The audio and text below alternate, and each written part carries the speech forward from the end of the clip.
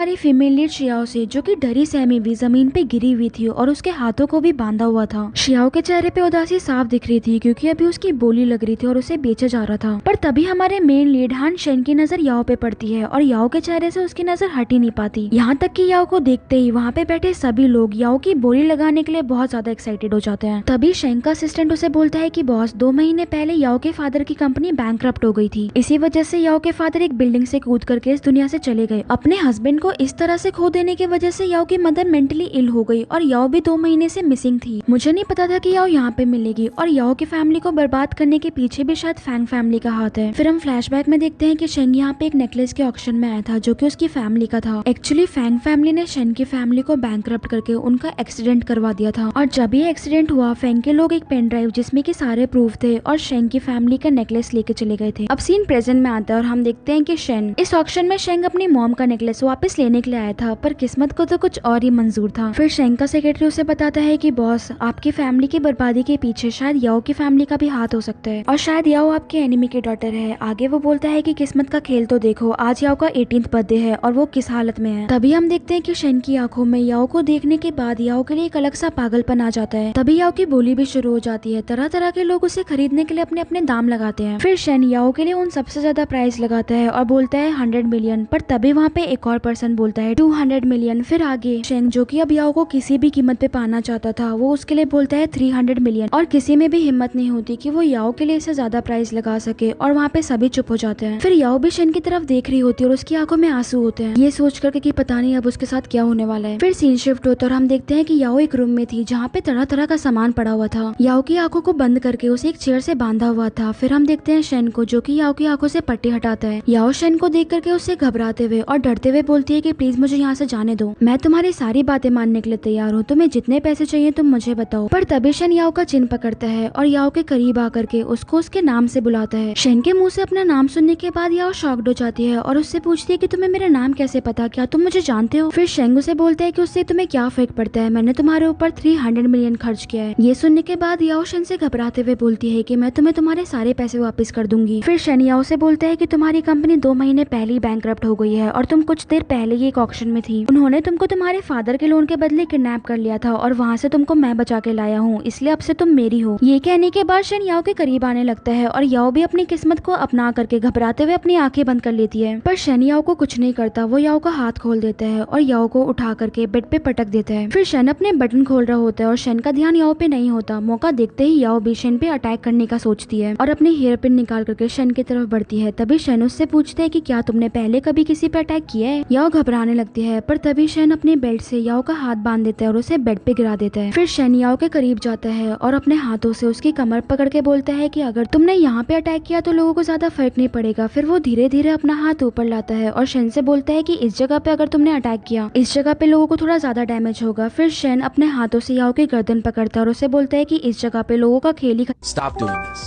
Let me show the biggest iPhone mistake made by old people.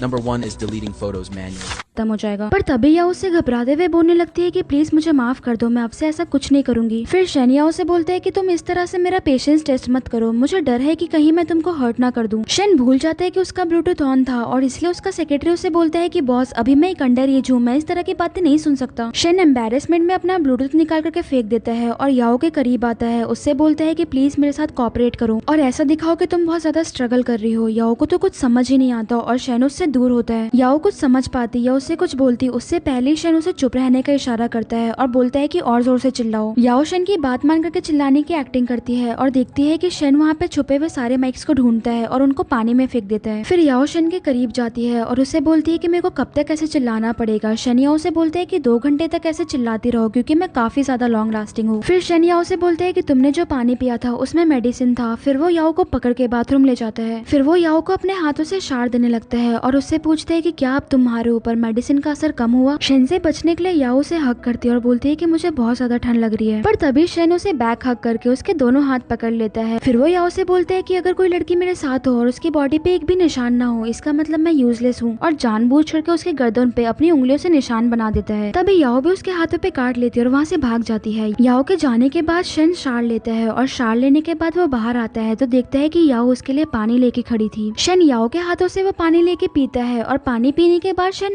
Unconscious होकर वहीं पे गिर जाता है। फिर हम देखते हैं कि याओ ने जानबूझ करके शन से बचने के लिए शन के पानी में मेडिसिन मिलाया था। शन के बेहोश होने के बाद वो तुरंत ही शन के कपड़े और शन के गन चुरा करके वहाँ से भाग जाती है। याओ के जाने के बाद हमें पता चलता है कि शेंग बस बेहोश होने की एक्टिंग कर रहा था और वो याओ के बारे में सोचते हुए बोलता है कि इस क्यूट गर्ल को संभालना तो मेरे लिए बहुत मुश्किल होने वाला है। फिर सीन शिफ्ट होता है और हम देखते हैं कि गार्ड्स याओ को थोड़ी देर के बाद शन के सामने लाते हैं और बोलते हैं कि मिस्टर शन, आपकी वुमन आपसे दूर भागने की कोशिश कर रही थी, क्या आपको आपकी वुमन को संभालने के लिए हमारी हेल्प चाहिए? फिर शन उन गार्ड से बोलता है कि मेरे को कोई हेल्प नहीं चाहिए, मेरी वुमन एक कैट की तरह है, वो पंजे तो मारेगी ही। और शन की बात मान करके वो लोग वहाँ से चले जाते हैं। गार्ड्स के चले जाने के बाद शन याओ से बोलता है कि मैंने तुमको थोड़ा कम समझ लिया, चलो अब मेरे पास आओ। फिर याओ भी शन से डरते हुए धीरे धीरे उसके करीब जाने लगती है और जैसे ही याओ शन के करीब जाती है, शन याओ को पकड़ के उसे बैक हक कर लेता है। फिर शन याओ से अपनी गन लेता है और बोलता है कि तुमने मुझे मेडिसिन दी। तभी याओ से बोलती है कि प्लीज मुझे माफ कर दो, पर तभी उसकी बात काटते हुए शन उसे बोलते है कि क्या तुम्हारे पास कोई चाइनीज मेडिसिन नहीं थी? अब याओ को पता चल जाता है कि शन ने उसे मेडिसिन मिलाते हुए देख लिया था और उससे पहले वो शन से कुछ बोलती। शन उसे बोलते है कि यहाँ पे हर जगह पे उनके गार्ड्स है, तुम यहाँ से अकेली कहीं नहीं भाग सकती हो। तभी याओ से घबराते हुए बोलती है कि मिस्टर शन, मुझे पता है कि आप बहुत पावरफुल हो, प्लीज मुझे बचा लो। फिर शन याओ से बोलता है कि आज मेरा मूड बहुत अच्छा है, तुम विंडो से बाहर देखो, आज तुम्हारा बर्थडे है इसलिए मैं तुम्हें गिफ्ट देना चाहता हूँ। याओ शन की बातें सुन करके बहुत ज्यादा घबराने लगती है क्योंकि उसके हाथ में गन थी और उसे लगता है कि शन उसे हर्ट करने वाला है और वो डर के मारे अपनी आंखें बंद कर लेती है। पर तभी वो सुनती है कि बाहर से फायर क्रैकर्स की आवाज आ रही थी। याओ अपनी आंखें खोलती है और देखती है कि शन ने उसके लिए पूरा आसमान सजा दिया था। वो अपनी आंखों के सामने आसमान में बहुत सारे फायर क्रैकर्स देखती है जो शन ने उसके बर्थडे के लिए किया था।